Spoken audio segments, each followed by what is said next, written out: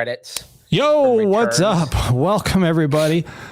It's Sunday night, and that means it's time for Technically Trek, the podcast.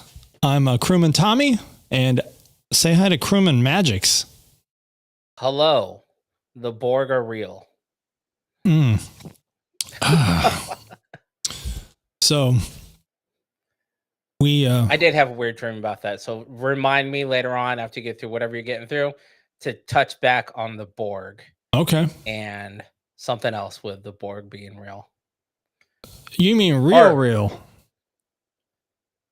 Like no, real in a sense my that... bad. Okay. Star Trek is... I have a feeling that Star Trek is in the realm of the Matrix and therefore in the realm of Terminator.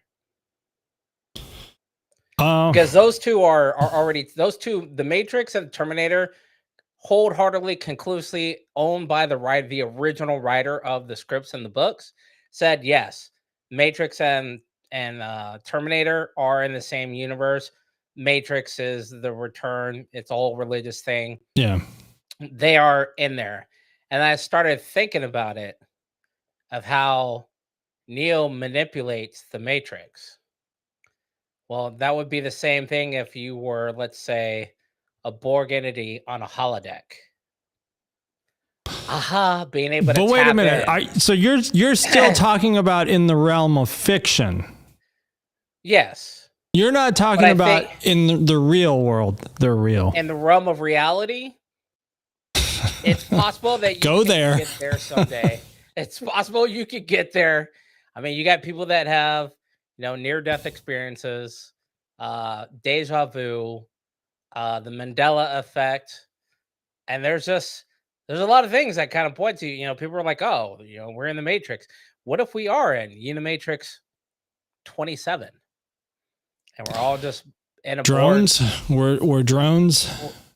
We're all drones. It's like, I mean, look at the number of shows that are coming out that are tying these together. Look at Severance, the Apple TV show. Yeah. You go to work, you have one life there, and you literally, when you pass through the doorways, your quote unquote reality kicks in, and you know nothing about work or anything. You only know about the two lives are separated. And look at how many series are coming out, that are kind of touching base on the whole you're not living in reality type thing. I mean, it could be just the natural evolution of mankind realizing, oh shit, we live in the Matrix. None of this is real. That's deep. But if not, there should definitely be a movie about it and a TV series. And I wish. Isn't there a movie called The Matrix about that? No, I meant tying in all these things. Oh, I see what you're saying. Why does Star Trek not tie up loose ends? See, here's my theory. Let me rephrase that real quick. Why does Star Trek not tie up the loose ends that the fans want tied up? Have you ever seen the Facebook and the Instagram sketch of the guy who's like, Marvel is making a new movie, and he writes it out like an ad, like the old ad libs? Give me two superheroes and give me this and give me some illogical whatever. All right, the next Marvel movie is this. I feel like that's what Star Trek, the corporation, does. They're a bunch of pencil pushers who kind of like the series, but then they don't really tie up anything. So many loose stories out there. They're just flapping in the wind, and then they make a bullshit. Joe. Let me tell you what I was looking at before, like earlier today. And I've had this thought like the whole week coming into this episode. I'm like, why is Star Trek not really catching on anymore? Like this whole younger generation, I've been talking to like younger people lately, and none of them are into Star Trek. Like the only people into Star Trek seem to be people over the age of like 40. The attention span. They don't have the attention span. The only Star Treks that are catching on with the newer generations is Prodigy and Lower Decks. And I'm going to say they kind of lost Lower Decks because Lower Decks had ongoing story arcs between seasons. Prodigy takes the same way that Asian anime does. You run a season and that could be your end. So you write it like the end of your season, that's it. We're never coming back. So that way, if it does end, your storylines are wrapped up. People are happy. If you come back with another season, they're like, oh wow, they came back and they have a little, hey, we meet our friends again, like on Dragon Ball Z. Hey, our friends have recovered from a time of peace and a new arc starts.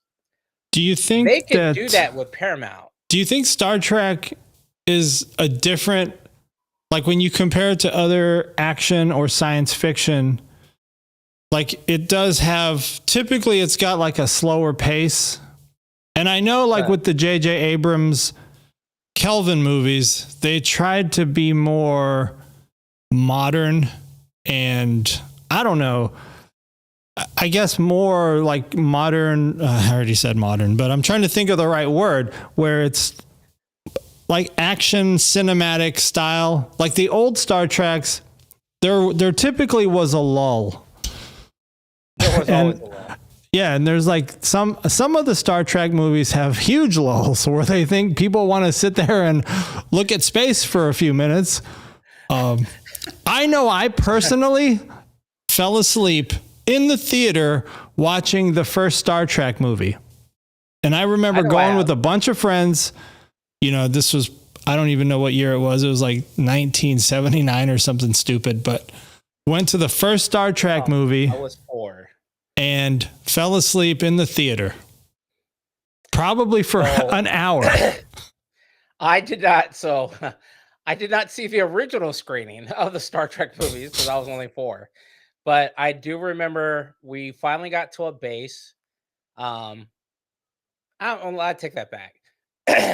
We got to a point in my life where my mom would let my dad take me and my brother out, beyond like the playground, whatever. So, luckily, it had to be Mather and McClellan. We were in California.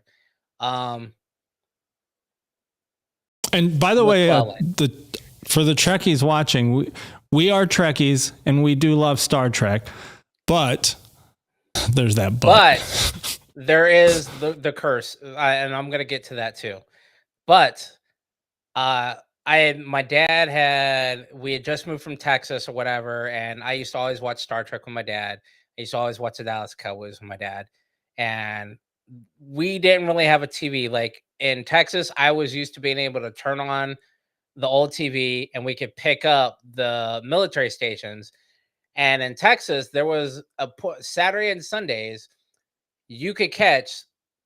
I don't know where it was fed from, Okinawa, wherever. Maybe it was retransmitted from a carrier, but you could catch overseas shows, and they were in Japanese. I didn't understand any of them, but I knew Speed Racer. I knew Robotech, and I would watch those cartoons. They used to have the old Marvel ones where like the people are just running and they're just like this. And it's just them jumping up and down like that. It's just still animations. Anyway, my dad took me to a rescreening of the original Star Trek movie because I was like, I want to go to a movie. My mom said I can't go see something else. He was like, we can go watch Star Trek. They were doing a reissuing of it, or it was probably the first run because it was on a base. And military movie theaters get shows fucking hella late. So I remember I tried watching it, and my dad kept nudging me, and he kept having the. Ironically enough, they had little hop girls, like at bellhops or like at drive-ins. And they kept ordering me these Shirley Temples. Sounds fancy. And she kept bringing me these Shirley Temples. I was like, I got to go to the bathroom. I was trying to stay awake. And then the next thing you know, like, I remember the scene that I still fall asleep to now. They're backing out of space dock. It was after, you show Kirk and McCoy. They're going in, they're flying in, which they recreated in Enterprise, the TV show.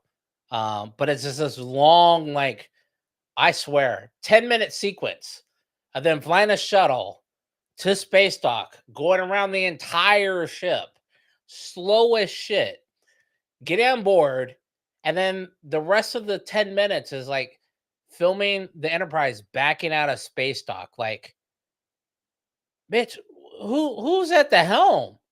Like, who the fuck is driving? Like, you slow as fuck. Get the fuck out of the seat, man. Shit.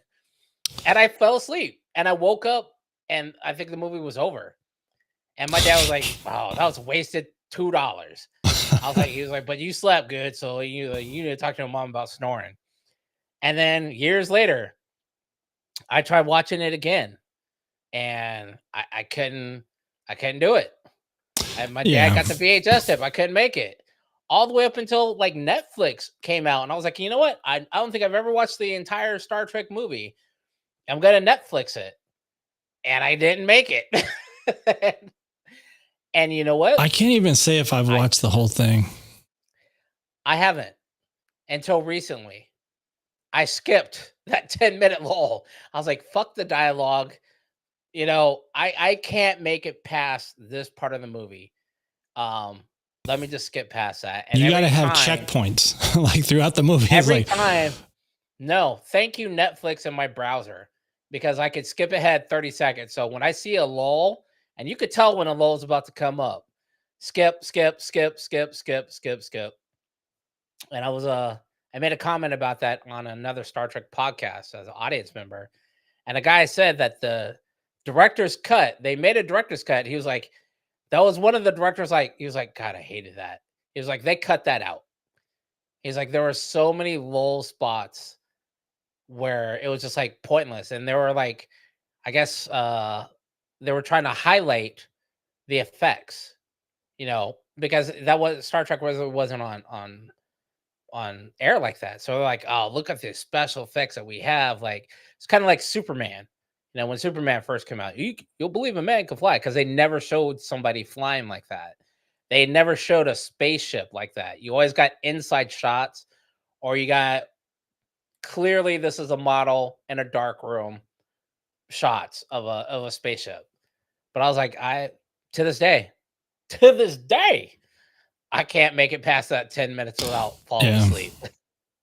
And guess what else? Reminiscent of that, as of recently, you lost your L cards, by the way. It was doing a restart. Oh, very much so reminiscent of I hate to say it because I like Michelle Yeoh ever since Crouching Tiger, Hidden Dragon with Lee Mubai. Section 31. The movie? And you know what? It wasn't even a lull spot for us. Oh, sorry, it was a lull spot for me because it was a pointless fight. I think we talked about this before. The fight scene where she's fighting the dude with the that they're phasing in and out. Dumb. Pointless. Scientifically makes absolutely no sense. I had a hard time watching that. Through this. Thank you, Section 31, for enabling the continued curse of Star Trek movies. First Kelvin was good. Second Kelvin, not so much. It was Wrath of Khan. Third Kelvin, good. Fourth, I'm going to go ahead and toss it in the Kelvin timeline. Section 31, not good. No, I don't know. I don't know if you can call it Kelvin timeline, because it's a spinoff of Discovery, right? Because she was Michelle Yeoh was the captain of Discovery originally. No, not that one. Her doppelganger, who she's playing. Well, no, I know, but the character Empress or whatever she is, right? Isn't she the Empress of that alternate universe? Of the alternate universe, yes, they cover that in the movie, but they are not really saying. I've seen a couple of things that say this is between, what is it? The first Kelvin movie and the end of Discovery, or Strange New World. Sorry, they're saying it's in between there, but it's not clear because there's no star dates given anywhere. So you're only assuming based on the story that she said and what the Control has said of Section 31, which throws me off a bit because they're talking about Control, and Control was destroyed in the future unless they brought it back. Because in the end of Discovery, I think, where they put it off in the future, so it would always be out of reach for anybody trying to grab them. You're talking about that, like that database or whatever it was, that knowledge base. Right. That was Control. That was Section 31's Control. But then they mentioned Control in the movie. So I'm like, is this a repair? Is this Control 2.0? Or is this a Control before Giorgio comes in? Well, I watched the Kelvin movies this week. How do you rank them? Did you watch all three of them? Yeah, I watched all three. How do you rank them? I would probably just rank them. I would say 1 is 1. And between Into Darkness and Beyond, I don't know if I have a preference of either one. Yeah, I would just say it's a tie between 2 and 3. Because I liked all three, but I mean the number one Star Trek Kelvin movie, obviously that's got like the framework and it's setting the stage for everything. That was good. I didn't like that they killed off Pike. When did they do that? In Into Darkness? You don't like the role reversal of Kirk and Spock, and no, I don't mind. I don't mind the role reversal because they're kind of interchangeable. Wait, You're talking. Wait. What do you mean they killed off Pike? Which one? Oh yeah. That was number 2. Yeah. Like I kind of wish they would have kept him alive. Should I rank it 1, 3, 2. So 1 is 1, 3 is 2, and 2 is 3. And I realized something that made that it seems petty.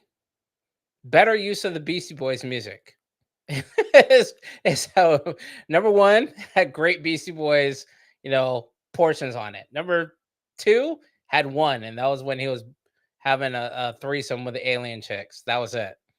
Number 3 is all about the end, and that was perfectly put and a perfectly, that fit great. But number 2 just number 4 has got to touch back on. Actually, it can't because you already have number 3 that's out. So In the Darkness left too many open things that were left untouched so far. So like the whole Christine Chapel thing is still there, which is kind of like, well, how is she there? And not in the third one. Yeah. Well, no, she's not in the second one either. She's just mentioned in the second one. The whole Carol Marcus thing, being the Admiral's daughter, I felt like that was a little touch of Top Gun, action going on there. There's definitely a lot of, you can see the influences of other shit in there, but it just left so many open things. Like, where is Carol Marcus? And does that mean that Kirk has an illegitimate son somewhere? And if that's the case, because in the original, Carol Marcus and him had a kid. So he just met Carol Marcus in the new, I'm just going to call it the new Wrath of Khan. Fuck it. And so I can't remember Into Darkness. Wrath of Khan reboot. Yeah. Khan 2.0. And I mean, they obviously just brought her in for the eye candy. And then, hey, awesome job. It worked. Thumbs up for that. But where's her story going? Because there's a whole lineage that, and a lot of people are going to say, well, this is the Kelvin timeline, so none of that stuff is going to work because the OG Spock is in this timeline as well, and he dies because he passed in real life. But I was kind of like, okay, so does that mean Carol Marcus and Kirk are not going to have a kid? How are they going to play it with the Klingons now? Because that was one of the things that merged the gap.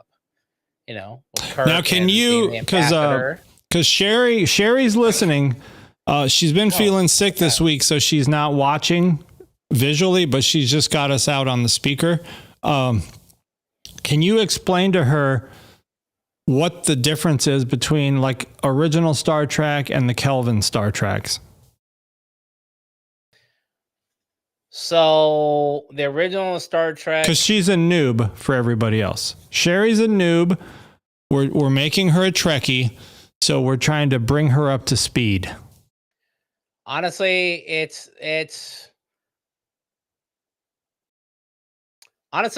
kind of like comparing the new Battlestar Galactica to the 1970s Battlestar Galactica. I know she watches that, so she'll understand that. But their timelines are similar, but there's enough discrepancies, and it starts from the very first movie, because Kirk's parents didn't die in the original Star Trek, and in this Kelvin timeline, they do die, and that's because the original Spock came back from the future, was thrown back from the future through a black hole type thing. Um, so there's a lot of references, and you kind of, at least for me, kind of went into it. It was like, oh, how are they going to match these up? You know, how are they going to get the stories right? Is this a straight reboot across the whole thing? And then once I saw that happening, then the mind of a Trekkie is like, well, how the fuck is this going to play out? How's the old Star Trek? And explain to her why it's called the Kelvin timeline. Oh, because in the original series, even if you go off the movies, the Kelvin is never blown up. It just goes on a routine mission. Because Spock never had to, in the future, blow up a planet or blow up a supernova or whatever he did with the red dye. He never had to do any of that. Red matter.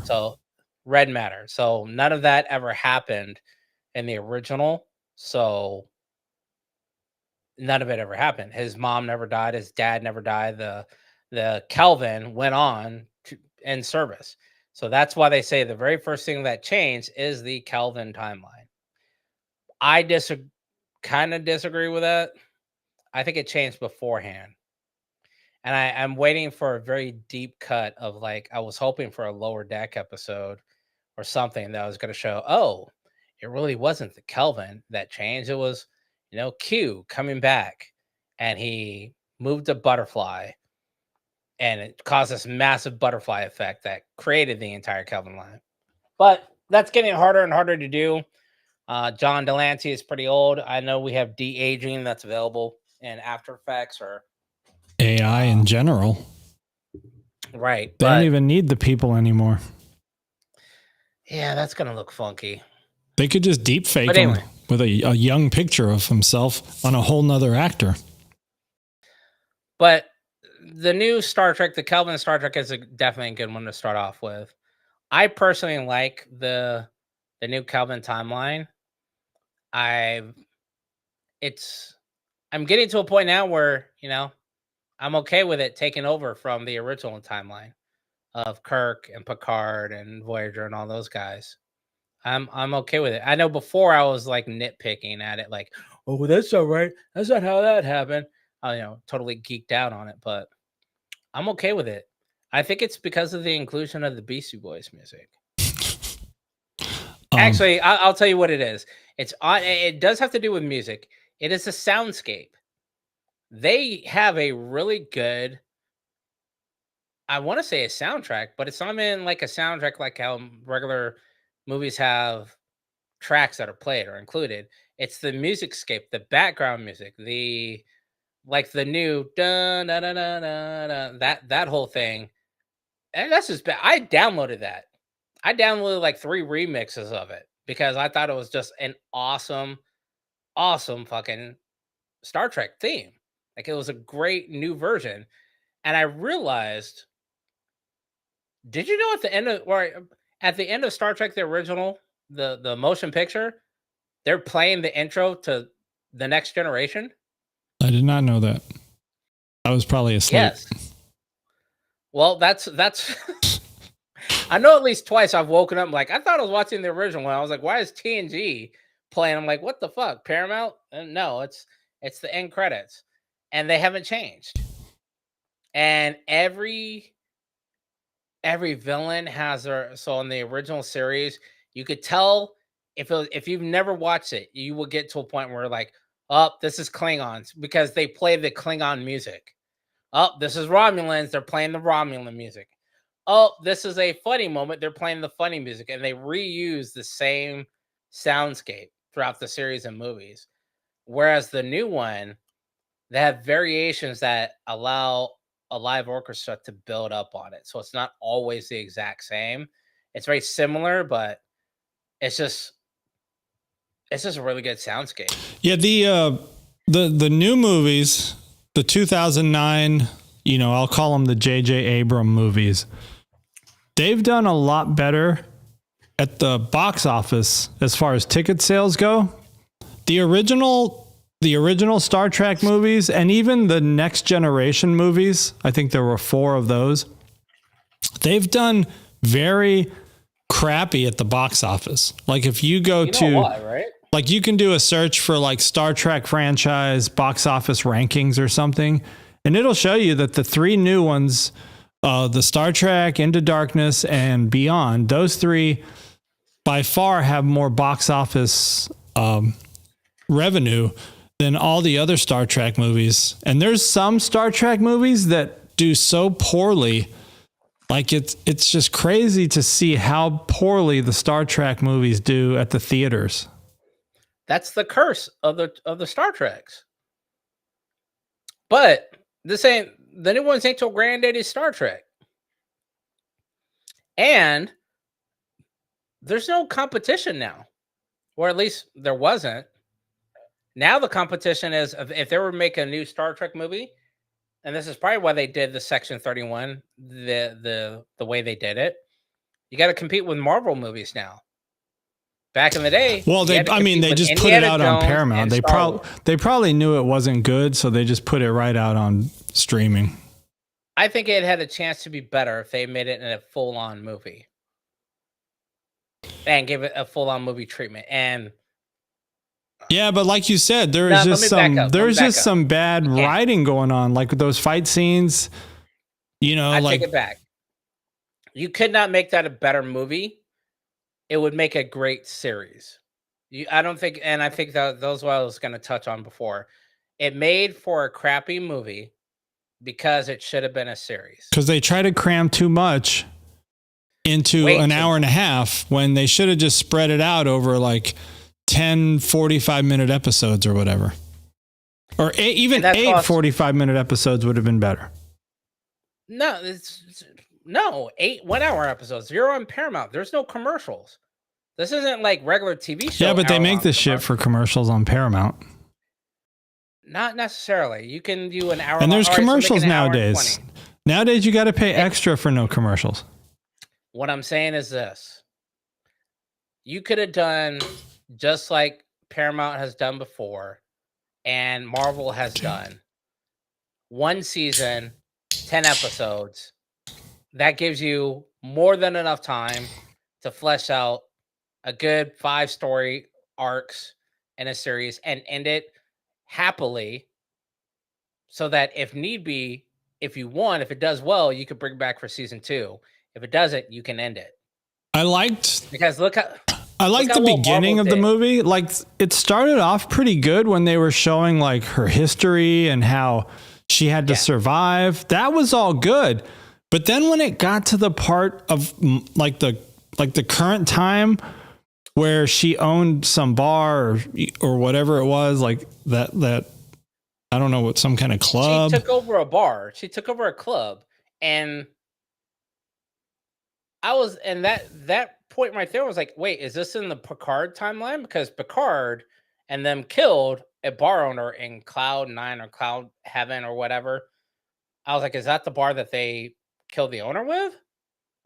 Is this tied in? And I was like, all right, clearly not, because then you see a group of species that you haven't seen since the original series, like her assistant with the black and white face. You got the chick from the original Star Trek movie with the bald head, who's now like a professional seducer or seductress or whatever. Killed pretty quickly. Very quickly.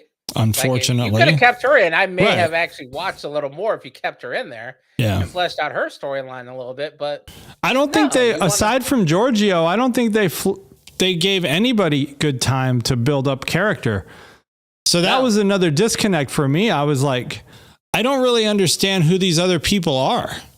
You know, like the only other person who's the I guy got that looks like a was- pimp? Like who's the guy that looks like Black guy? he got lost Looked up. from the Halo? Like he was supposed to report to the Halo set and he went to the wrong set. Oh, so the black guy, Why he got to be I black? forced myself because he was a black guy. I was like, all right, I know this other dude's a robot. One dude, like you said, is from Halo. I was like, I got all these other people. I was like, who is this guy from? I was like, I don't remember him the first time because I literally had to rewatch it again yesterday, or I tried to. I didn't even finish it. I'm thinking I'm like probably on the beginning of Act 3. But he's one of Khan's people.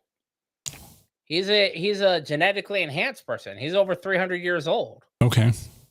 So that's why I was like, huh, that's interesting. And I mean, they kept Khan alive.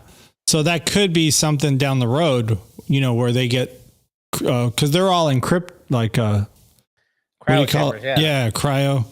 So they could all come back. I don't think they should. I think they should let that sleeping dog lie and go back and do some other stuff. Oh, let's go into a couple little tidbits of information for our people in Southern California. If anybody wants to hang out on the actual, I think this is the bridge of the Enterprise D that was used in the Picard season 3. That's going to be set up at Hollywood Studios in LA between April 25th and May 18th. So you could take the drive down, go take some selfies on the bridge. That's not going to happen. Not happening. You know how far? You know how long of a drive that is? Not far. It's far. Yeah, but Hollywood Studios is in northern LA. It's far. It's right No off matter the if it's 101. It doesn't matter if it's far. It doesn't matter if it's in northern or southern But LA. it's the bridge LA. of the Enterprise D. I don't care. I would take a flight. I'm not going to drive. Hey, I am trying to look up all the Comic-Cons and stuff, though, because I think this will be the year that I go to a Comic-Con. I want to find a Comic-Con. I mean, I'm gonna nanu that shit up. they have Trek cons as well. They're not. No, yeah, all- there's a couple in Chicago later this year, but that's like August. I'm trying to find something like in the next couple months. Okay. Like a Trek, Sorry. I don't know, like a Trek meetup even, and that also reminds me, I've been, since we're starting this Trek podcast journey, which thank you for, watching, if you are watching. We're wet behind the ears still. But yeah, there's a few good podcasts out there. I like watching a few of them, and it's just nice to see people talking about Star Trek. So yeah, search. I don't know how you search for it. I guess you could just search for Star Trek podcast. I don't know any specific names of them, but yeah, there's a few good ones. And I tried to pick a night. What's today? Sunday. I didn't want to step on, I didn't want to go live at the same time as another Star Trek podcast. So I think there's a couple that are live throughout the week. And, yeah, there's a few good ones out there. So it's not, it's not just us. There's a lot of good Star Trek podcasts out there. But be sure to subscribe to us too. We appreciate it. I got a new button for it. Hold on. Where'd it go? No, not that one. This one. There it is. Yeah, I didn't hear it. It's on the screen. Oh, I thought I had a. Oh, let me go to the next topic because I got topics here. Oh, we're talking about Star Trek 4. So, from trekmovie.com, So they've been talking about the fourth Kelvin Star Trek movie. Oh, and that reminds me, in Star Trek Beyond, I really like that girl they added, that was stranded on the planet. What was her name? Something?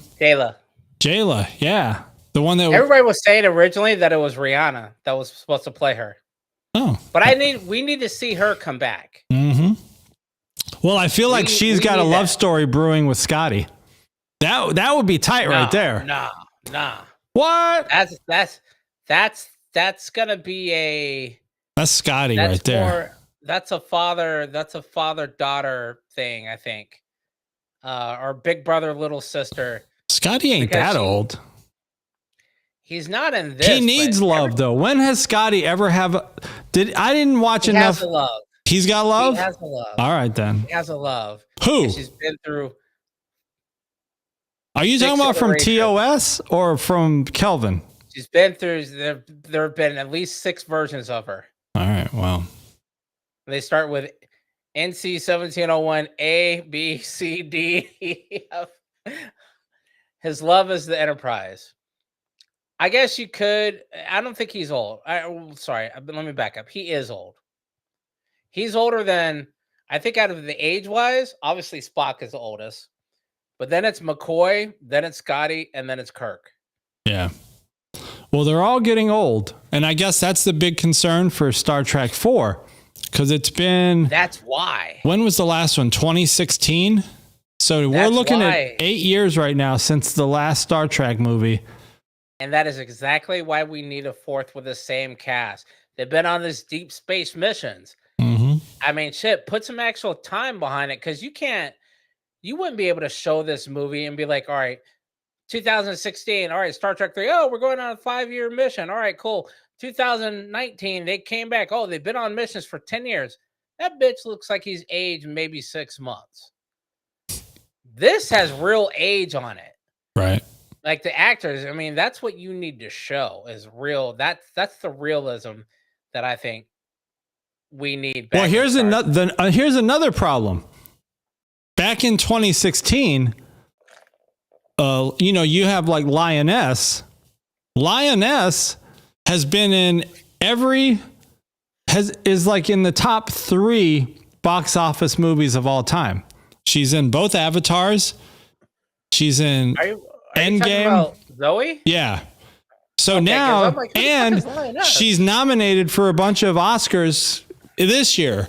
So that's making her price go up. And these Star Trek movies ain't making a lot of money. So now you got Zoe, who's going to ask for a fat check. You got Chris Pine. He's obviously going to ask for a fat check. Then you got Carl Urban, who's blowing up because of The Boys right now. Hey, you got to do what you got to do.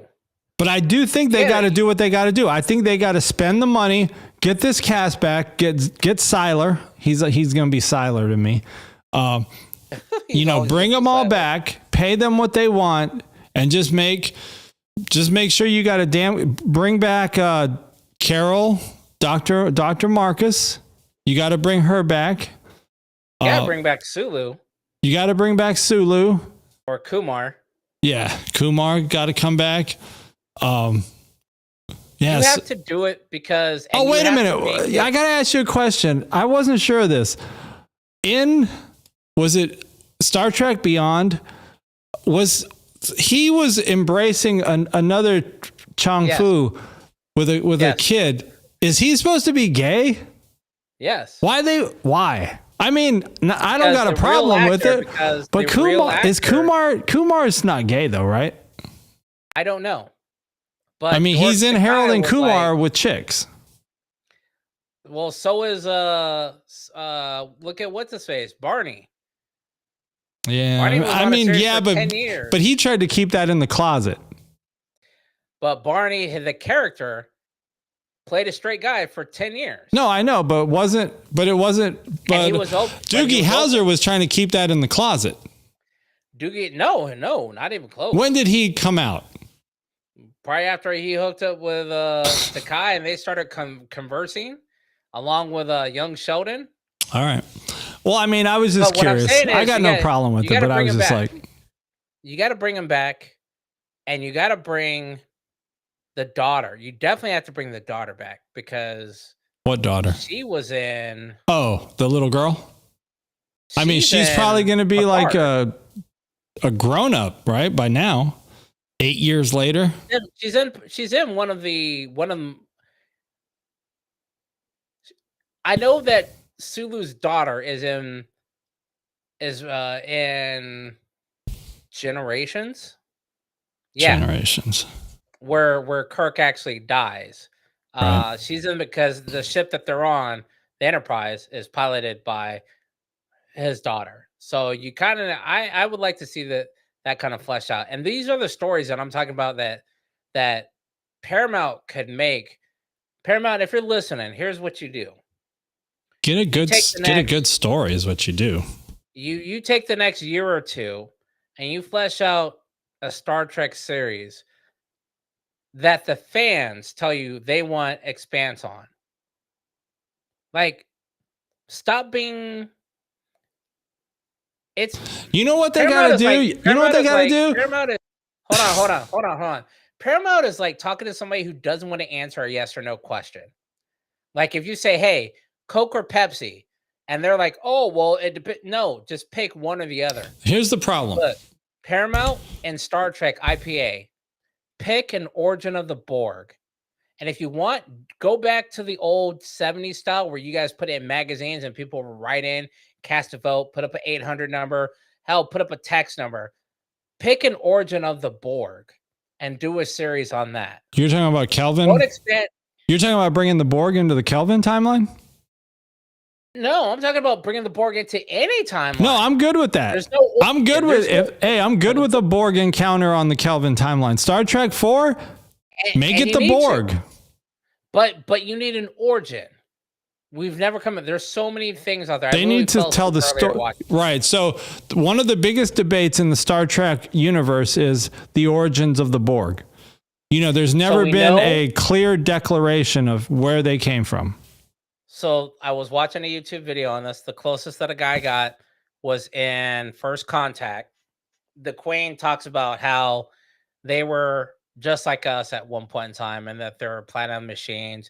And then people started divvying up like, hey, sounds like they're the ones that repaired Voyager, not the ship, but the original Voyager from the original motion picture.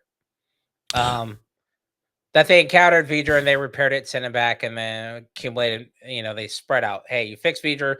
Voyager grew into this thing, but could add nanobots on it, and it accumulated traffic going home.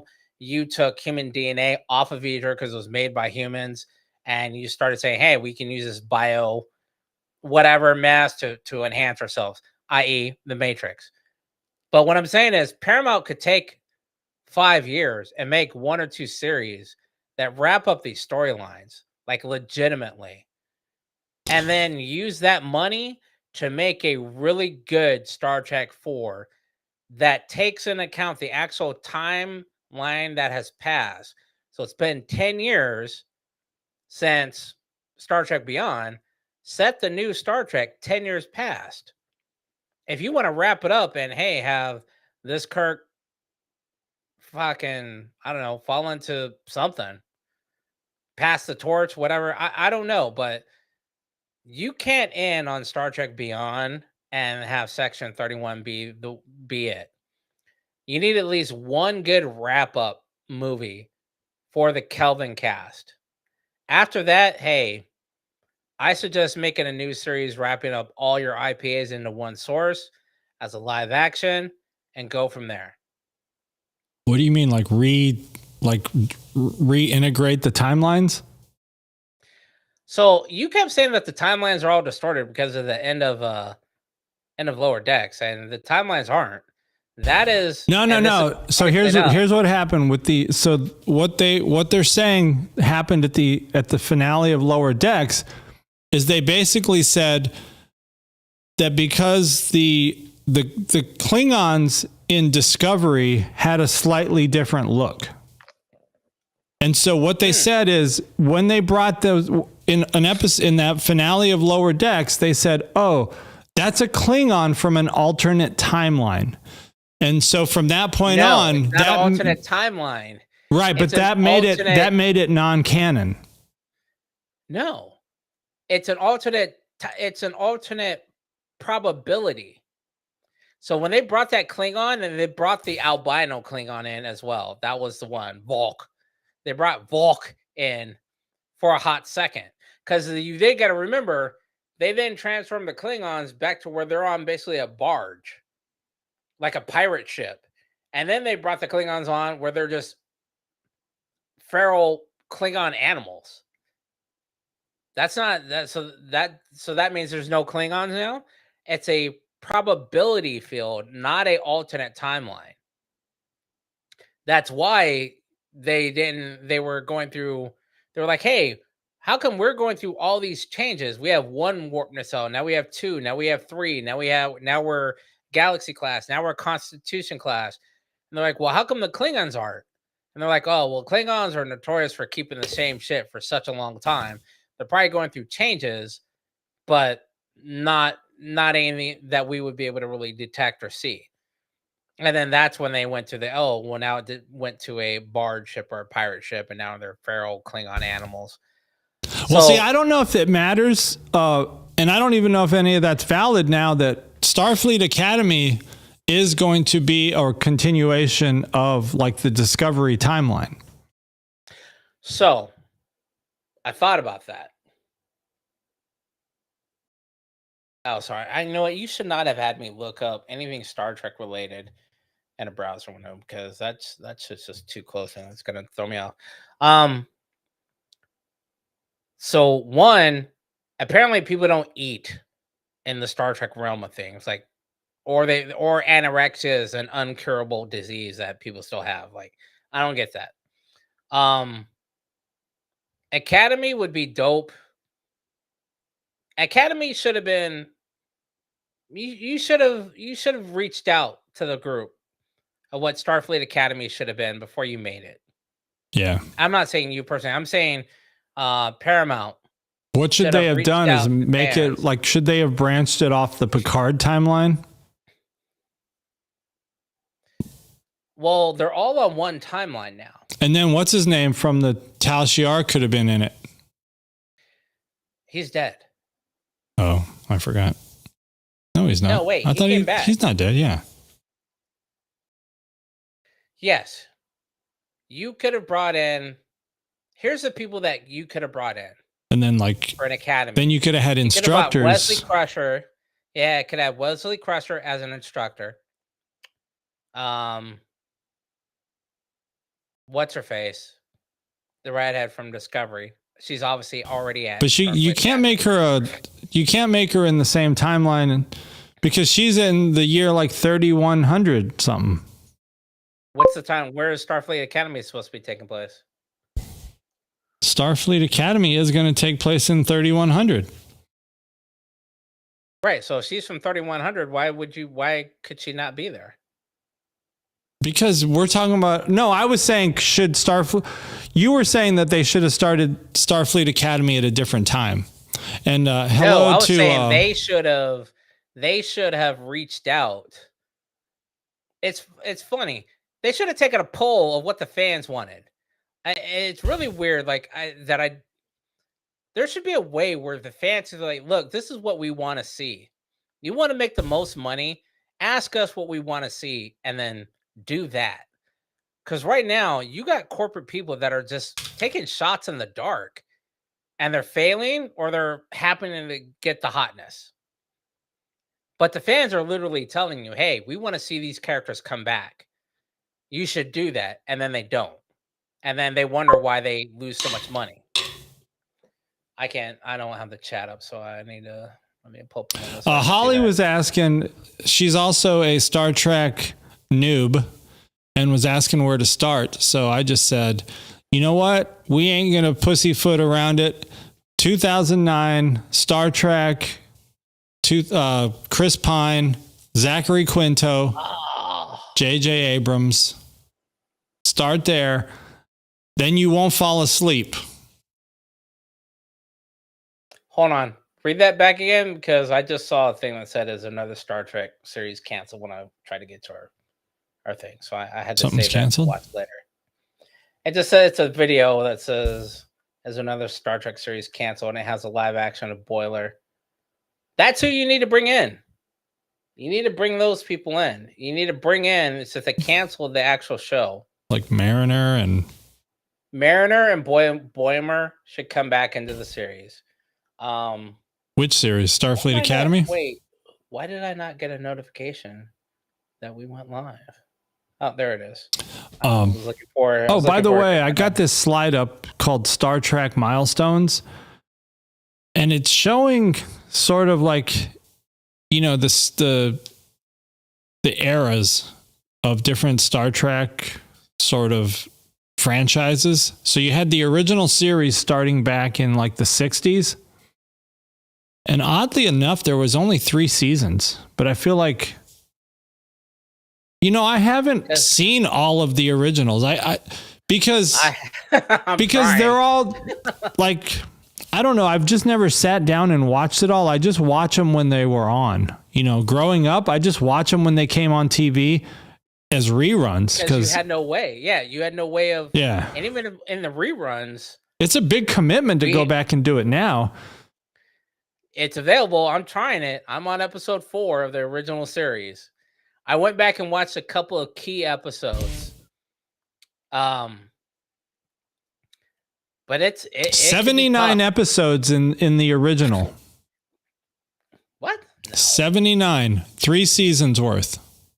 Oh, you mean the entire? I thought you were talking like first season. Oh no, yeah, all 3 seasons, 79 episodes. Yeah, there's like 20 per episode. Yeah. And then there were 6 movies with the original cast. Yes. So that's a huge commitment. I've already done at least 4 of the movies. I feel like I've done all the movies.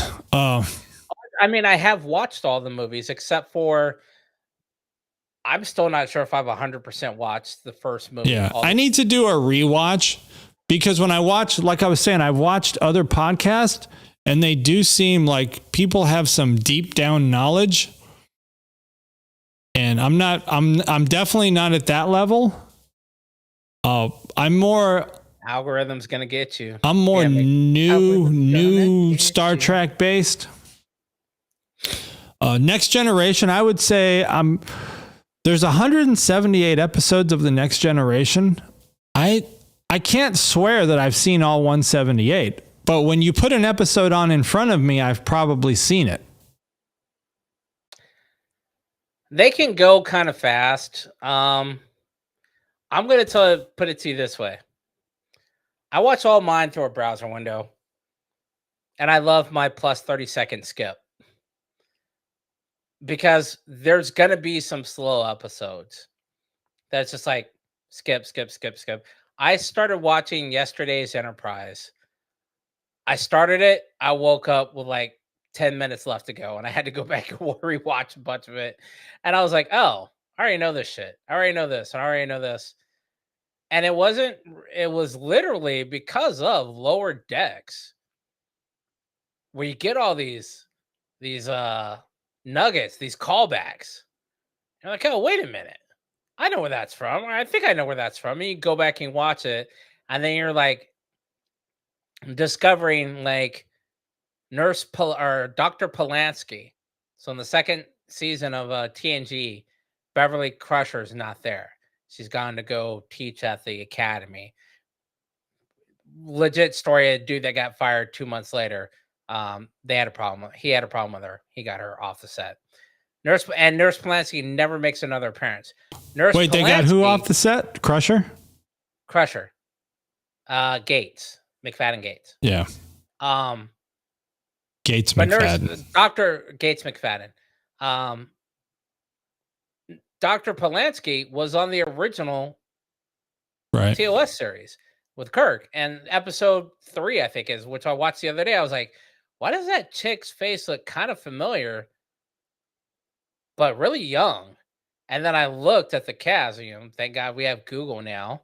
And I was like, oh, it's so-and-so. also played as Dr. Polanski in the TNG. I was like, oh my God. And there's a couple of people that did that.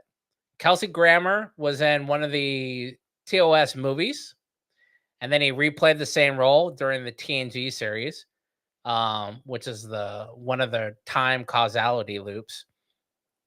You know what would be interesting is if someone could calculate to get fully up to speed of watching every episode and every movie up to this moment of Star Trek, how many hours of your life would that take? It would be a lot, because you are also missing the cartoons. The cartoon. Yeah. That's a key series, because the cartoon actually was the next season of the original series. Like they animated Star Trek. Like, it wasn't like hey, we're just making a cartoon that's totally different. Considered part of canon. It's carrying on the storylines or the story arcs. Hey, when did you go to Popeyes? Right before the show. Damn. Because Popeyes sound good.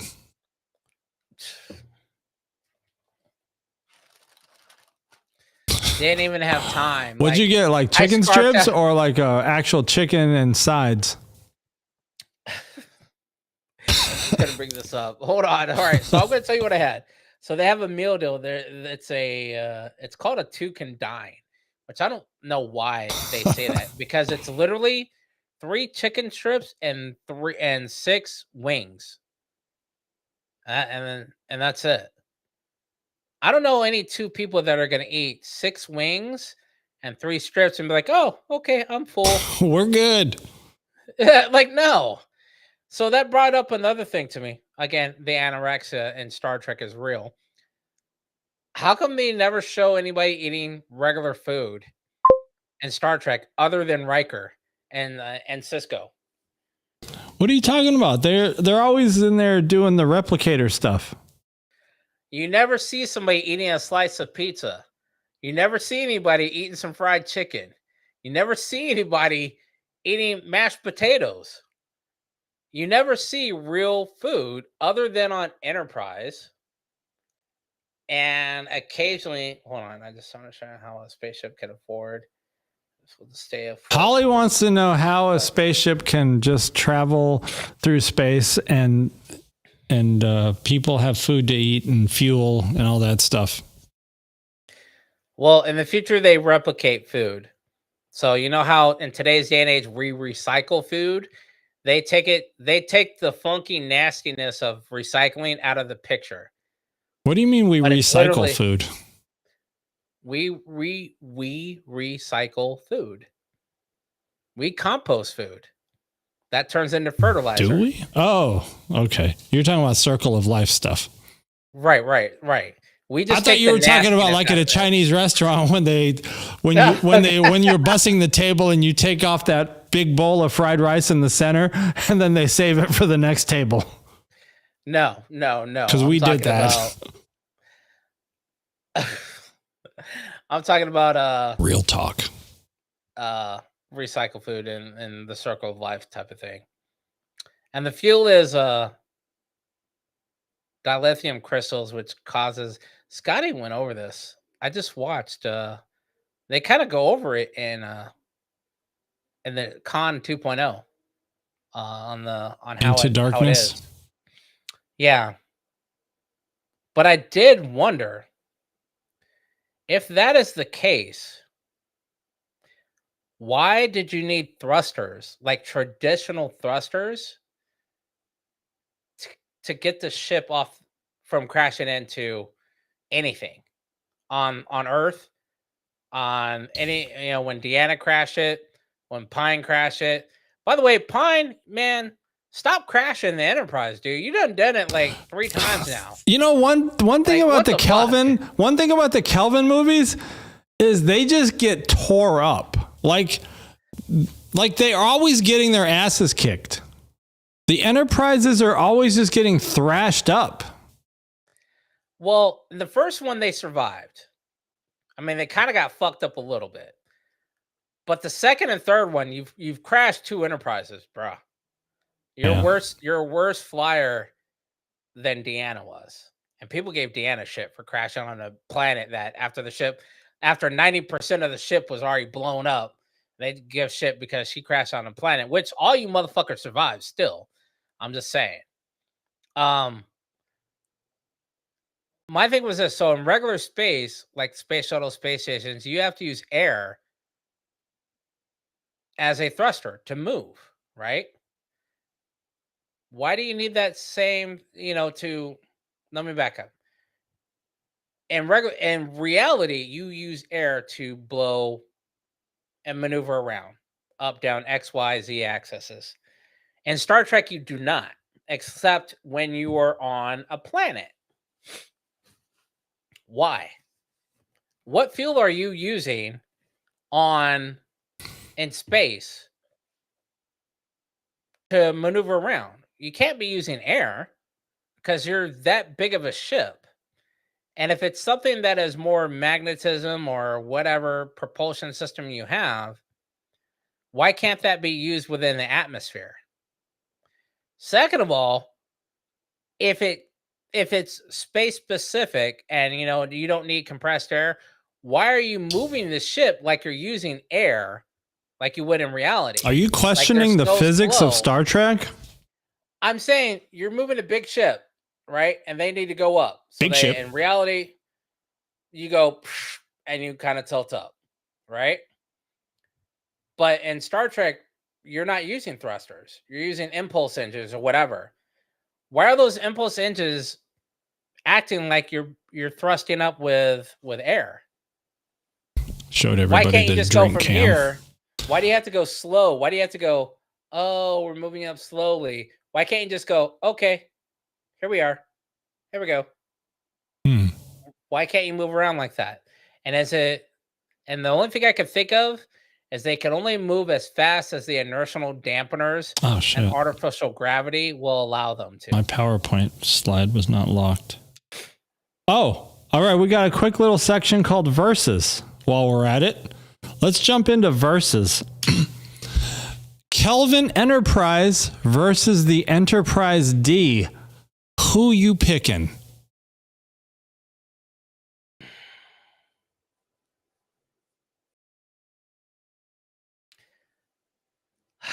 That's a hard one. Because the Kelvin Enterprise, the whole premise of the Kelvin timeline is Starfleet had to change its sort of direction to become more of battle ready because of that attack that destroyed the Kelvin. So they said, all right, we can't have our starships getting destroyed like that. So we need to toughen them up. And in the regular Star Trek universe, they continued to be more of a scientific and peaceful organization, whereas in the Kelvin timeline, they had to become battle ready.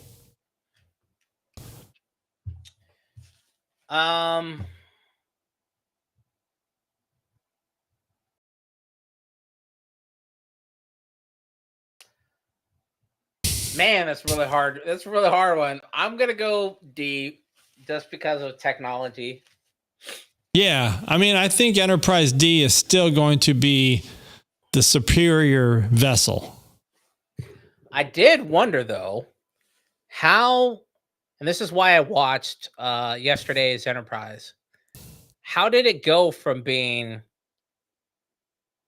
the NC 1701A version like you have there to, how did it go from the Kelvin Enterprise to the Enterprise D? How did it go from that shape? Because it's not like it just leapt forward. All the other TOS movies, you show small variations like what you have here. The Kelvin timeline one is probably the latest version of the TOS type Enterprise. I was like, I think because of the dates, right? Because of the star dates, they tried to keep it aligned with the original series. No. I'm not talking about just the movie was. I'm talking about when did that change? Because we never see the 1701B, and we only see the NC 1701C in one episode, yesterday's Enterprise in TNG. So I was wondering what does the Enterprise Well, B it's look yeah. like? I Or mean, what it's does just that Enterprise it's B- that gap in time between the original series and when the Next Generation starts up. Other than that flashback episode, because Now, even in the question movies, for right, they're you, still using original they're using the style. A. Yeah. They're using the A, even though it's already been blown up twice, like literally fucked up and demolished twice. So my question for you is, because I know you hate watching things where you already know the outcome. Would you, if they made a series that captured that 78, because it's a 78-year time gap, and with different captains even, would you watch a series that filled in between those two timelines? I can't promise I would, because I'm even struggling to watch Enterprise right now. The original Enterprise was No, Archer. Archer Enterprise. Yeah. How far are you in? 5. 5 seasons or 5 No, episodes? 5 episodes of season 1. But I have seen the finale. The finale is one of the worst Right. episodes ever fucking made. Yeah, because it's not really. It's more of a TNG episode. Right, and ironic because it was done by Frakes. Yeah. Enterprise is a slow start, slow burn, gets better. You know, They hold on. definitely should All flesh that right, out. let's move on to the next verses. You didn't pick though. Did you pick D? No, I picked D. Okay, Enterprise D. I think it's unanimous. Enterprise D. All right. Kelvin Spock versus Strange New World Spock. Mm-hmm. I already know you're picking Siler. I already know that. Yeah. I'm picking Strange New World. Strange New World. Okay. But I think because Siler is, when we talked about this before, Siler is pre whatever happened. Sorry, is post whatever happened to make Spock so adamantly loyal to Pike. Yeah.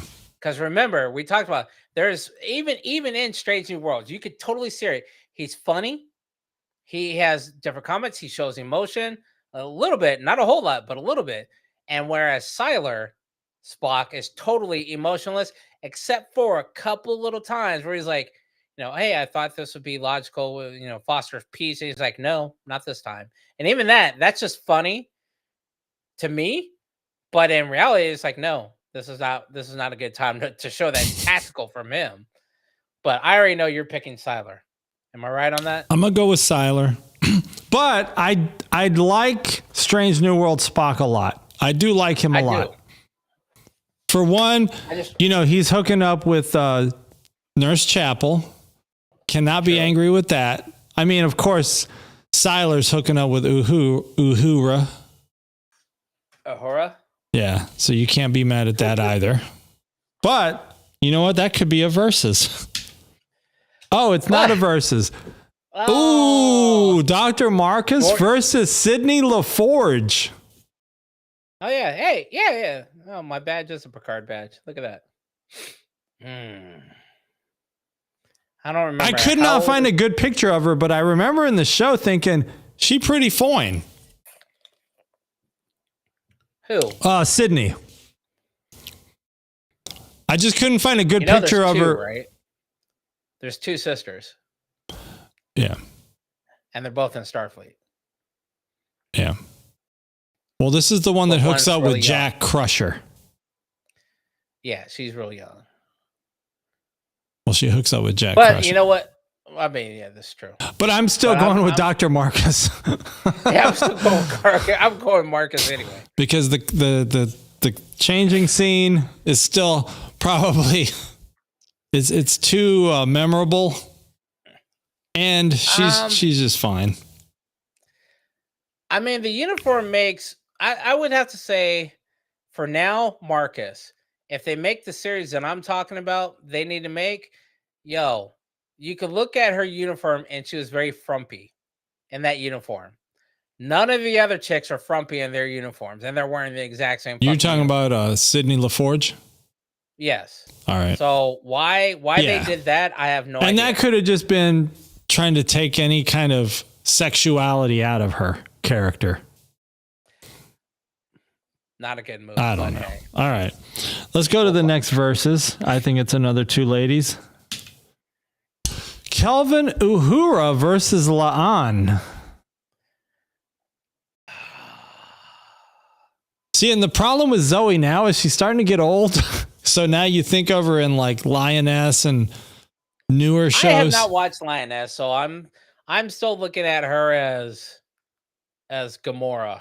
Yeah, even that though, she's starting to show her age. I mean, it's hard not to forget that she's in like a Tyler Perry movie. I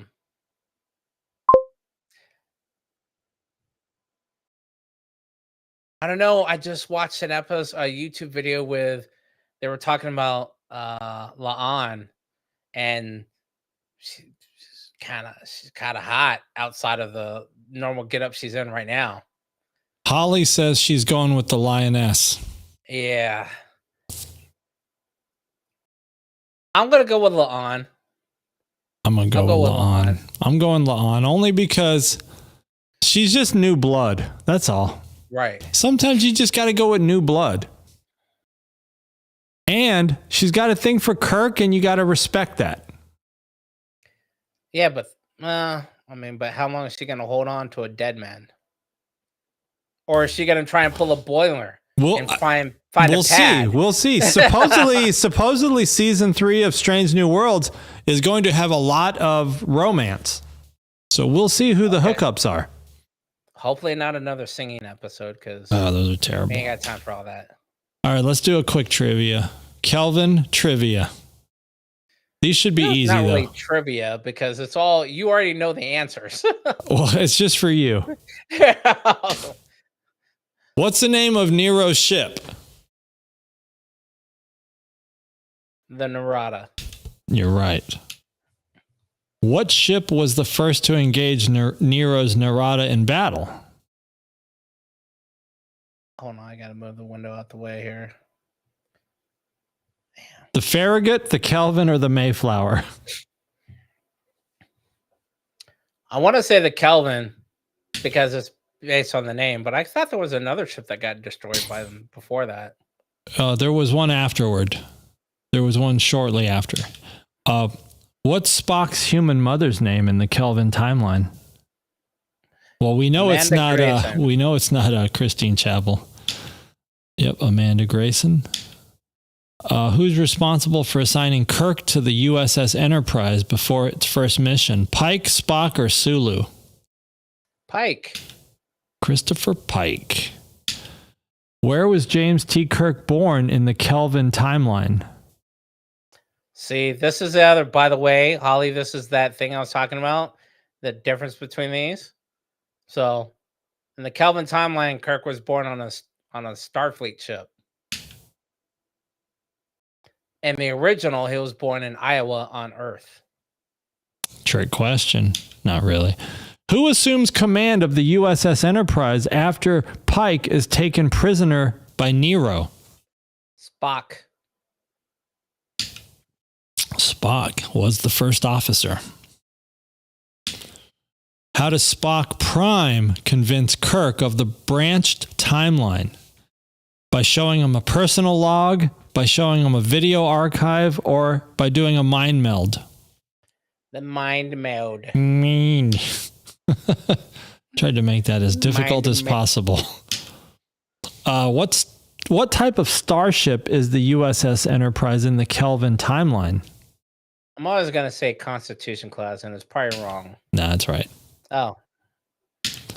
What was Nero's original profession before turning to vengeance? He's a miner of Minecraft. Yep. And that's why he's got that big-ass mining ship. What element is used to create the black hole that consumes Vulcan? Red matter. Red matter. Don't matter. Matter if it's red or not. What iconic Starfleet vessel does Nero destroy after Pike is captured? Farragut. Ooh, the Farragut. That's right. Many of them, but the one listed here is the Farragut. What emotion does Spock display when Kirk provokes him on the Enterprise? Rage, sadness, or jealousy? I mean, rage and sadness are kind of the same thing, and it is referenced again in Khan 2.0. It's rage is the answer you're probably looking for, but in Khan 2.0, he said he was filled with sadness and rage in the movie. But in this situation, I think Kirk is trying to make him mad to show that he's not fit to be in command. Thus, take over. Yep, the takeover. The White power. Mutiny. What planet does Spock Prime take refuge on after Vulcan's destruction? Delta Vega. Same planet that Scotty, I think, is stranded on. It's not stranded. Scotty got a sign there because he lost Archer's dog. Which, where's the dog, damn it? Oh, yeah, they should have that come back at some point. Who's responsible for assassinating Admiral Marcus? Khan, Spock, or Kirk? Oh! He crushed his skull. Yeah, that was pretty... they should have showed more of that. I think they cut away at the actual popping of the head. They did. What city is Starfleet headquarters? San Francisco. What is the final fate of Khan in Star Trek Into Darkness? He's disintegrated, killed by Spock, or imprisoned? Well, he should have been killed by Spock, or disintegrated, which would have still been killed by Spock, but he's imprisoned. He's not really in prison, he's in cryogenic sleep. Kirk and Spock ultimately place Khan back into cryogenic sleep. Speaking of which, what is the mud incident?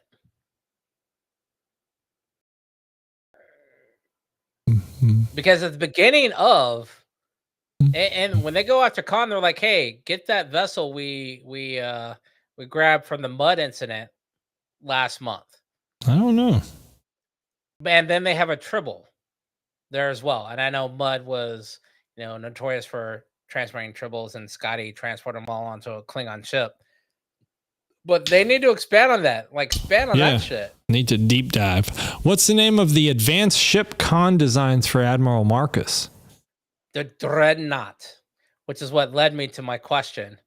It's actually a Dreadnought class. It's a Dreadnought class, but I think it's the USS Vengeance. Yeah. So the question is, and Spock says, or Khan says, 3 times the size, 3 times the speed. So my question was this: if it's 3 times the size of the Enterprise, and it absorbed the Enterprise, opened up a bay and swallowed it up, and then closed the door, is the Enterprise now going 3 times as fast as the vessel that it's traveling in? Is it warping inside of the warped engine or the warped craft? Could be. If they share a bubble, right? Or a separate bubble. What do Kirk and Khan use to board the USS Vengeance? Spacesuits. Okay. Tell you, I just watched it. What planet does Krall's base of operations exist on Star Trek Beyond? PGM, Nimbus 3, or Ultimate? I think it's Ultimate. Ultimate is where his hideout is. What 20th century artist, you've talked about this quite a bit, does Jayla listen to? Flame on! Beastie Boys. Yep. What Starfleet rank does Sulu hold by the events of Star Trek Beyond? Ooh, well, we know it's not Captain. I'll give you that. See. Yep, he's promoted to Commander. What organization was Krall originally part of? Was he Klingon Empire, Starfleet, or Tal Shiar? Yes. Ultimately, he was a Mako, which there you go. Finish watching Enterprise, you'll find out what Makos are. All right. Question of the day. What's a regular cast member from any series that you just did not like or you disliked most? I'm going to give mine real quick because I'm only, like I said, like 5 episodes into Enterprise, but mine's got to be that chick Hoshi. She's just annoying. Yeah, but she's annoying. She's annoying for a reason. Well, I don't like annoying. You'll get through it. I don't care the reason, but for now, I find her annoying. To show growth. It's to show growth. Well, you know what? I don't like growth. I got like a growth on my toe. I don't like it. Chakotay. Oh, shit. Chakotay. You don't like Chakotay? He fucking annoyed the shit out of me. Are you talking about Prodigy Chakotay? Yes. Or no, just from Voyager. Oh, okay. From Voyager itself. I do got a beef. I got a beef with Prodigy. Hold on. Let me back up. Neelix. Okay. I'll keep Chakotay. If I had to pick one of Neelix over Chakotay. Or sorry, no. I will take Chakotay over Neelix. So Neelix is worse. Neelix can go. He was put in there as comedy relief. Hi guys. What do you want to eat today? It didn't work well. But he hooked up with Tess. Did he though? Or Maybe. Was that more like a what was that? When she wasn't before she became a traveler or whatever. What is it when the prisoner falls in love with the captor? Oh, Stockholm syndrome. Yeah, or was it Stockholm syndrome? I feel it was a Stockholm syndrome. Who's Stockholm to then? He Stockholm her? Stockholm, yeah. Okay. He was very jealous. All right. Let me tell you what my beef is with Prodigy. Okay, I think this might have been maybe because they switched writers or something between episodes, but when they arrived at that planet where Chakotay was stranded, Chakotay acted like he didn't know who they were. When they had helped him escape that prison on that planet, you know, that Sumal planet or whatever it was called. Because remember, they went to the planet to make sure that he got in the proto star. Wait, have you watched all of Prodigy yet? I mean, I'm only a couple of episodes away from the finale. You'll get it. All right. Finish watching it. Okay. I mean, they are jumping around. They've jumped around a couple alternate universes. Like right, they had an alternate Janeway. With Leslie, right? Yeah. Yeah, that's what I said. You'll get it. But yeah, I still didn't understand why he didn't recognize them. And I even waited a couple episodes after that to make sure it wasn't like something like that. So, but I should be done with it by like tomorrow. I should be done. I'm only like 3 episodes away from being done with Prodigy. And that's what I was saying. They could bring Crusher in with all the others, the animated ones, flesh out his story, you know, in live action. It definitely. He doesn't seem too powerful awesome though in Prodigy. They seem like they've kind of weakened him. I think so. I think because he's probably done some shit that he wasn't supposed to do. Hell, he could have been the reason for the whole Kelvin timeline. All we know, he could have done whatever happened in the original timeline to cause the sun to go supernova, which caused Spock to have to make the red matter that led to the Kelvin timeline to begin with. Ooh, I got a bonus question. What's the name of the ship that the Vulcan Science Academy had built to carry the red matter? I don't know. It's called the Jellyfish. Okay. Because it's got that weird, like the way that it flies has that weird design. I was just reading about that. Something. I would have done a total cross cut and called it the Dory.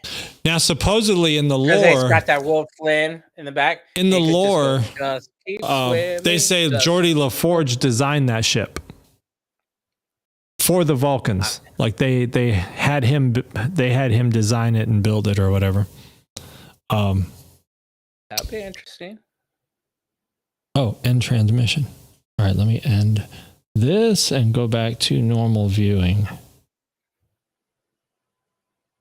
Oh, I got to change my Elcar scene.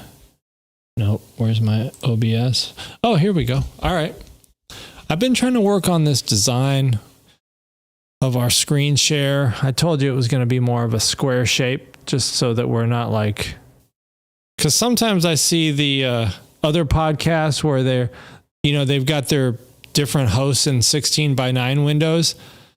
And right. I feel like there's like some wasted space there. So I just wanted to go square with it, squeeze us in a little bigger and not have the wings of the window being unused.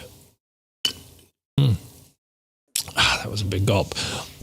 So yeah, I've been like, honestly, I've just been watching so much Star Trek since, cause I want to build up my knowledge, so that I can at least speak intelligently for the most part. You got to pick a series and stick with it. I think the problem is you're jumping around. Well, I wanted to make sure I got through the Kelvins. So I got the 3 Kelvins and I'm trying to get through the animateds. So I want to get through the, and then that top 30 list or whatever it was. Right. I did watch the, I watched the Jellicoe episode. I think that was from Next Generation. And I was going to talk, I was going to talk a little bit about that episode where, Jellicoe gets command of the Enterprise and Picard gets sent on that secret mission. And Jellicoe comes in and he's just a dick to everybody. And then people are like, man, this guy's a dick. But if you think about it, that's just leadership, I guess. It's sort of a different style of leadership, but maybe he was just checking to see like who's just going to follow the orders I give and who's going to whine about it. And I think you did see a lot of whining. Like everybody was whining because they're like, well, Picard doesn't do it this way. And he's like, Picard's not the guy. I'm the guy. I'm not Picard. So you need to do what I'm saying because now I'm the captain. And they were still like, well, Picard would want our input. And he's like, I don't want your input. I just made a decision. Go do it. I need to watch that episode because I kind of remember part of it, but I don't remember. Is the captain from Beverly Hills Cop? Yeah. Jellicoe? Yeah. Okay, yeah. I think I need to go back and watch that one. Yeah, because when I look at it, I'm like, that dude is just coming in and laying down the pipe. He's just laying down the pipe. This is his land now. This is his ship. Then he needs to tell, but I don't think he came in and told anybody, hey, I don't do things like Picard. Just be aware. I think he just came in and was like, jump, and was like, you need to ask. Yeah, because like one of the first thing he was like telling Riker, he was like, all right, this whole three shift rotation, that doesn't work for me. We need a 4 shift rotation. And then he told Deanna, because Deanna's always wearing like her purple and gray jumpsuit or something. Right, he's like, you need to be wearing a Starfleet uniform when you're on my bridge. He was just like, no bullshit. And everybody was like, damn, this dude's an asshole. But it's like, you know what? It's his ship. Do it. I mean, I can literally use real life change or real life examples that involves you, which is funny because it's literally like going from Kevin to you, and then from you to the dude that that fired me. But I eventually got fired. It's a big difference. You got fired or he got fired. It was all kind of a big process. I was leaving anyway, but so basically going from Kevin to you was like, all right, Kevin was the manager, Kevin was the captain, you were the number one, and I was just a crewman. I was a boiler on the bridge. So the guy who was going to die if we all beamed down to the surface. No, there were other people. I wasn't the one that's dying. Yeah, me and Robbie, we was all right. Other people gonna die. We weren't dying. So it was literally like it was literally like that. All right, Kevin had one way of doing it when I had to work with Kevin and you weren't there. When I was working with you, it was like, all right, this is more lax. He's gonna joke around a little bit, but when it's time to be serious, you could kind of tell your serious tone. And then when you became the captain at Store 6? 26. Or Store 26. And I moved over there. I was like, all right, Tom's the captain. I was like, oh, okay. Now he's doing his serious voice a little bit more often until it's 9 o'clock. Around 9 o'clock, he'll we're closing up, whatever. He's about to take off anyway, and leave me and Elliot or somebody else to close. So, and then when the other guy came in after you left, we'll leave that off this, but you left and the other guy came in. He was like, well, this is how we do this. And we're like, there were meetings. And you remember how Pam used to be. Me and Pam was like, that was like me and Pam joined forces for a little while. We were like, we got to take this dude down because he came in and he was like Jellicoe. And I was like, all right, well, you need to do this. I was like, hey, that's not how we do this. When it's slammed, we do as many runs as we can, and then we'll cash out. He's like, no, you need to stop it. You need to cash out right now. You need to wait that 5-10 minutes for those deliveries or whatever. Like, now we're getting stacked up, and it's because you want us to cash out after every single time we're back in the door, or you just want us to take a maximum of 2 orders and not 3 or 4, and you're not even from this town or city. You don't know anything about this. That's inefficient. And he was like, well, I don't care. This is the policy. This is how it's going to be done. And then it was like, okay, well, and then he started redecorating. And we're like, hey, usually you let the girls who are working the floor let you know, hey, this is what we need to do. This is what we need to change. You bringing in these fucked up paintings or whatever. I'm like, what the fuck is up with that? You didn't ask him. You didn't go to Pier 1. You didn't, we don't see any requisitions. And then it was like, wait a minute. What's your last name? And you look at the painting. Oh, didn't you say you were married? What's your wife's name? Why is your wife's painting on the wall? And you're literally paying your wife $1,500, $2,000 for these paintings that she did, which are not great and don't suit the restaurant at all.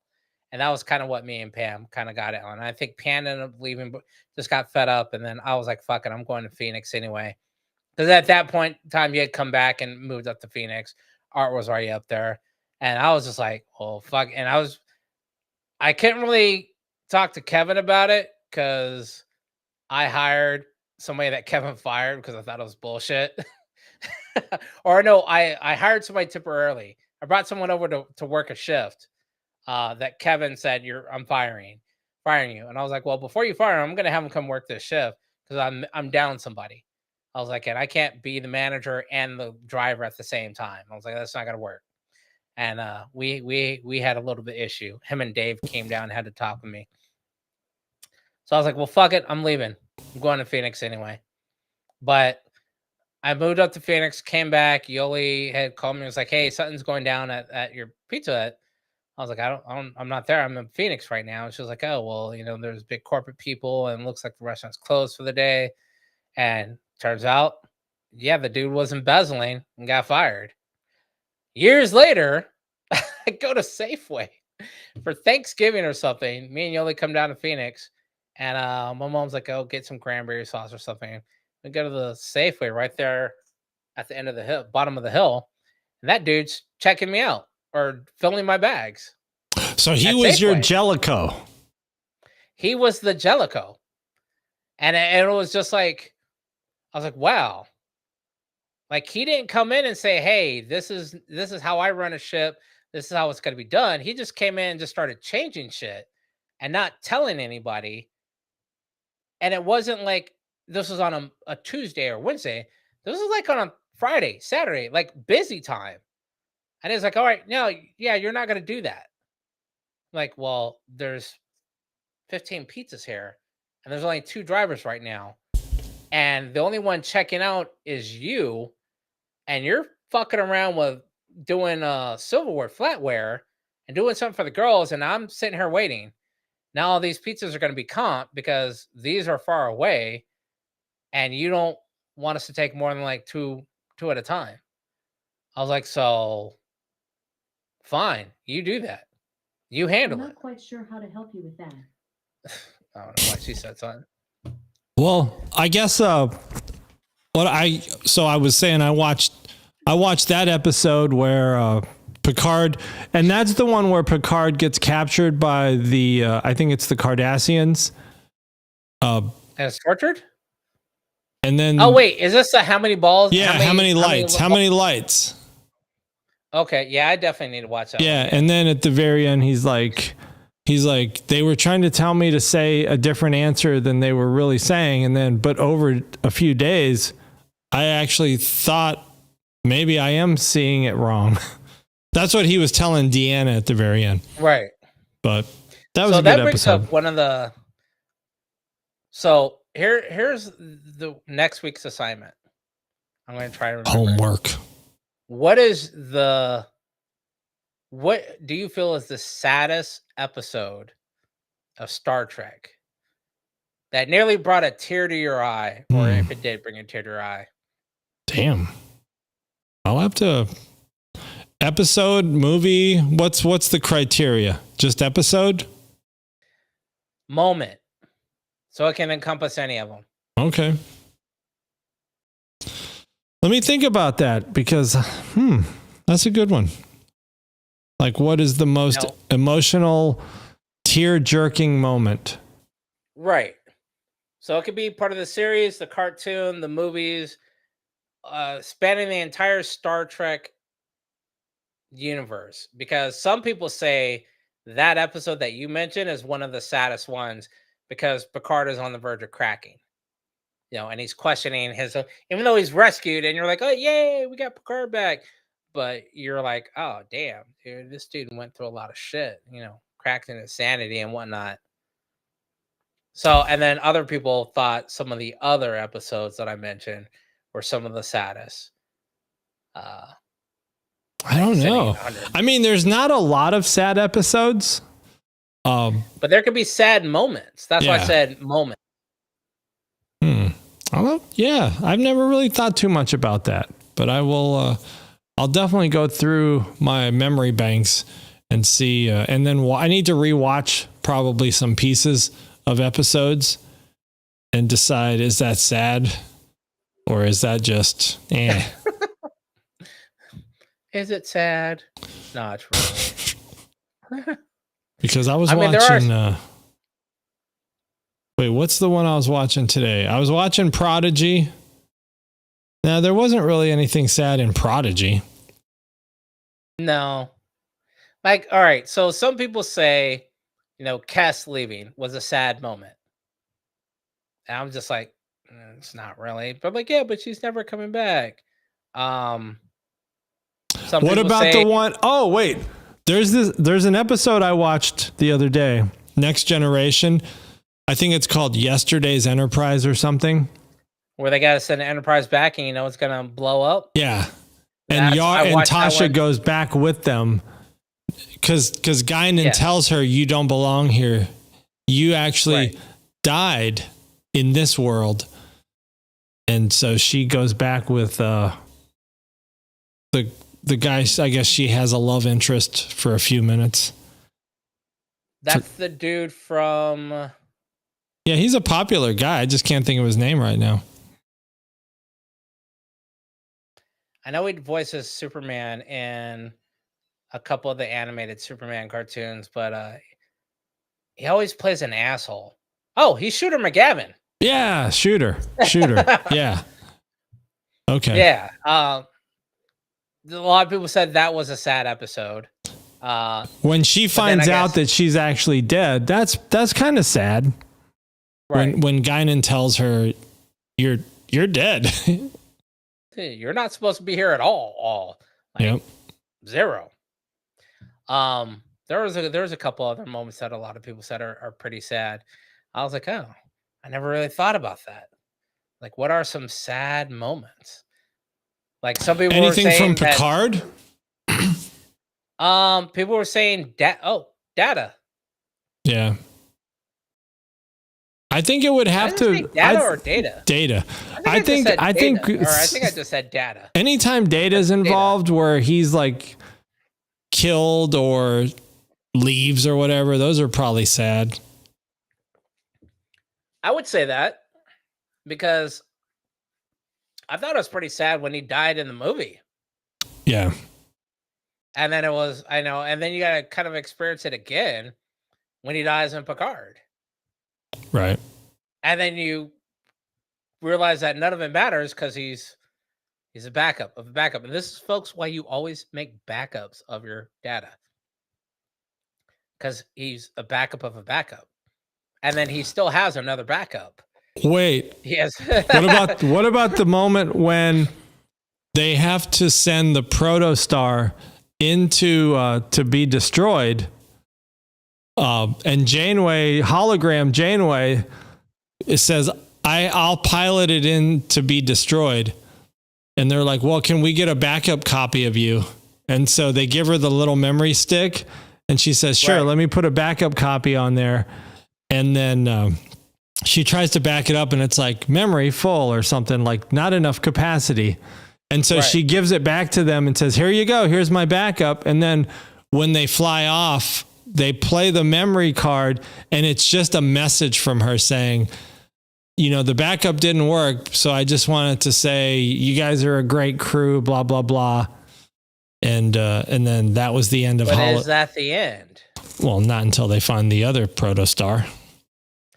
Exactly. That's why you gotta just keep swimming. But at the moment, you might think that's sad. Right, yeah. Because then you think Janeway's gone. And it's holographic Janeway. And it's like, oh man, that kind of sucks. Yeah. Then I also wondered why she didn't just back herself up into the one that's in the canister, the cyborg one. Yeah. That doesn't have a body, but then she gets a body. I don't remember if she still retains it. Anyway, those are some pretty sad ones, but there are some other classic ones that are sad that are thrown out there. But I just thought about it. I was like, the whole Kirk's son getting killed, all that. Like, I should run a chat GPT on that. What are the saddest? What are the most tear-jerking moments from any Star Trek? Yeah, we can look that up, and then we can make that homework for our viewers to bring that into the comments or have it ready for the next episode. You never did give your response on where you thought the Borg came from last week. You said, I'll have to think about that and get back to you. I mean, I think I would agree that at some level it was something that came from Voyager, the satellite Voyager. Right. And from there, probably some intelligent species hacked into the Voyager electronics or whatever happened, and then it all just got mixed up and they became cyborgs. And touching back on that whole, we could be in the Matrix or the Star or in a Unimatrix, as we actually do have 2 Voyager spacecrafts that are still transmitting.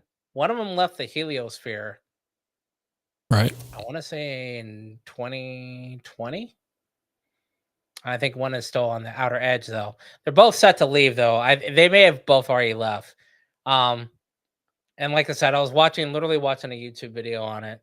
And they're like, yeah, they came across a machine planet that was run purely off of AI and machines, and they came across Voyager, and Voyager didn't know how to respond. They're like, oh, you were broken. We have to fix you. And they fix it by integrating nanoprobes and everything else. And then after that, I believe that they discovered human DNA remnants and the Voyager plaque, or the plate, the golden platter, which described humans and humanoids. And they took that as instructions, and they went out and started gathering people from there. Yeah. But some people also say that the Q just snapped it into existence because Picard dissed Q at the end of that episode. And he's like, we don't need your assistance is no longer needed. And Q looks back at him like, really, motherfuckers. Borg exists now, and they have. Here's their history. I'm not telling you shit. Yep. Yeah, and that could be why there's never been anything documented as official origins of the Borg. Because they're leaving that open, possibly to write a future story, you know, maybe an episode or a movie, like a Borg origin story, you know, to where they'll actually lay out where they came from. I mean, if it's the Q, though, that would probably be boring because it would just be like Q created them. You at that point, I think you'd have to make that into a series. Yeah, because a movie's not going to cover that, and it would have to be some kind of series like how they did with DS9, and they went back to the past episodes and they integrated themselves as observers. But at the same time, you had the temporal wars going on. Why didn't anybody gather some information from them? And what happened to the rest of the temporal wars? And when did the Enterprise go from being an NX class to the Constellation class? Damn. How many? Because I thought about that. I was about. I mean, Enterprise, they don't define that at the end of Enterprise. No. Oh, dude, the end of Enterprise sucks. Yeah. No, I mean, I saw the last episode, and I thought maybe at some point they were showing development of a new series, a new class, but I guess it's just a jump. Well, because Enterprise happens so, like, basically the Enterprise show timeline is like 2150. And I mean, isn't that right after? So that's probably like 80 years after Zephyr Cochrane. No.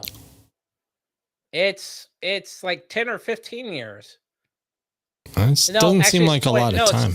20. I think it's like 20 years. They got to have time to build. No, it's got to be longer than that, because they say it in the first few minutes of the first episode. I literally just started watching. Because wasn't First Contact like 2070 or something? I don't remember, but I remember Archer's father worked with Zephyr and Cochrane. Oh, right. Because they brought that up like 70 times. Exactly. It was my daddy's engine. Yeah. Have you ever watched the movie Life with Eddie Murphy? I watched it when it came out and never again. That's my daddy's watch. That's my daddy's engine. I did watch it. My mom, I walked into my mom watching that movie. I think she fell asleep and changed the channel. I'm like, Mom, this is not a movie you're gonna appreciate. Well, as our tip of the day, if you're having problems falling asleep, throw on the original Star Trek movie. If you've got insomnia, like we're giving you real medical advice right now. Don't take a bunch of pills. Don't take any drugs. Just put on Star Trek, the motion picture is what it's called. Yes. And if you can find it, the extended cut. Your ass will be asleep. You won't even remember putting Star Trek on. You will fall asleep so early into it. You'll probably fall asleep during the opening credits. You're going to fall asleep wondering why they're wearing pajamas. And that's in at least the first 15 minutes. But then again, you could wake up and it'd still be on. This is very true. They could still be circling. Somebody needs to make a clip of them back it out of space dock with a reverse beep. Beep, boop. Yeah. So that's our medical tip of the day. If you're having problems sleeping, definitely put on Star Trek: The Motion Picture. But I am about to head in because these 3 beverages are knocking on the door. I didn't even have one of my beverages. Oh damn! I've been drinking 3. my Pepsi. Oh okay. I've just been refilling those, but I actually had some real beverages. Oh, and I got a, our 3rd member of our crew, crewman Patty. I got some quotes ready for her next taping session, but put some quotes in the comments if there's any quotes to have crewman Patty read. Wait, what was the last one? She posted, I think one of the last ones she read. Do you have the quotes there with you? No, I don't have them handy. I know she did one. She did the Picard one, obviously from First Contact. Right. She did a Damn It Bones. She did a We the People one. That might have been what is that one? That one was a speech made by Kirk. And I remember the scene because I was watching it. Because whenever I was getting these quotes, I wanted to watch like the episode context. There was one where she read of Cisco, I think the finale of DS9, where he's saying something like, I'm a criminal, but I would, and I've been involved in murder, but I would do it all again if it saves the Federation or something. That one I definitely didn't get. Yeah, that was the one where he said something like talking to, what was his name? Garrick. Alron. Yeah. Even that, you know what? That was the end of DS9 was not. I think that was kind of a blow off. Yeah. I think that was cheap. I'm surprised DS9 even made it 7 seasons. I mean, it was good, but I don't know. What, were you hearing that reverb? No, I was getting a text. I thought it might be somebody trying to ask a question. Yeah, I didn't. I'm gonna have to go back and rewatch it, but I knew though at the end of DS9, I was like, this is very soap opera-ish. Oh, they've taken over somebody's body and all this other shit. And I'm like, yeah, really? This is how we're doing it?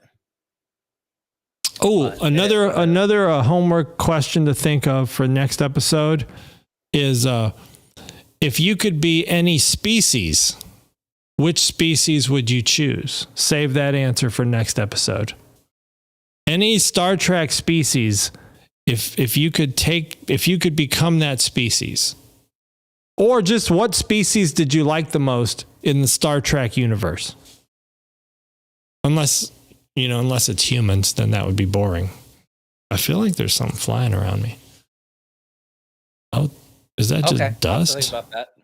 Maybe it's dust. Very interesting. But all right, I'm gonna go drain Captain Picard. See, now we can say that in Star Trek context. Yeah, so stay tuned for more quotes from Crewman Patty, and we will be back Sunday night for another live episode of Technically Trek. Don't forget to search for some of those other cool podcasts out there, Trekkie Universe, and we'll catch you guys next time. Nanu. Check out on the flip side. End screen. Bye-bye.